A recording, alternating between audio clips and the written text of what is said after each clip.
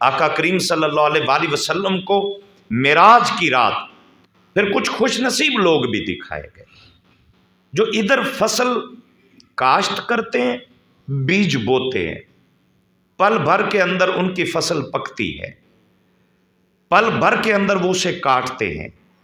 پل بھر کے اندر اسے بیچتے ہیں، اور پھر چند لمحوں کے بعد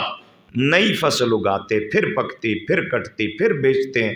ہر جانب خوشحالی کا دورہ ہے۔ نبی پاک نے فرمایا جبریل یہ کون خوش نصیب ہیں؟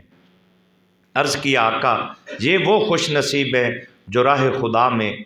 سخاوت کرتے تھے، صدقہ کرتے تھے، خیرات کرتے تھے، آج اللہ ان کو 70 سے بڑھا کر 700 گنا اور اس سے بھی زیادہ ان کا اجر اللہ عطا فرما رہا ہے۔ آئیے پلٹ کے اپنی زندگیوں کو اس قابل بنائیے کہ اللہ کے دیے ہوئے مال میں سے ہم اپنی خواہشات کے اوپر لاکھوں خرچ کر جاتے ہیں، لیکن کبھی راہ خدا میں بھی اس نیت سے دیا کیجئے کہ میرے مالک تو نے دیا تھا، تیرے دیے سے میں تیرے رستے پہ خرچ کر رہا ہوں، تاکہ اس کا بدلہ اللہ جب ہمیں عطا فرمائے تو ہم سوچ میں پڑ جائیں کہ کاش ساری دولت ہی اس کے رستے میں خرچ ہو جاتی۔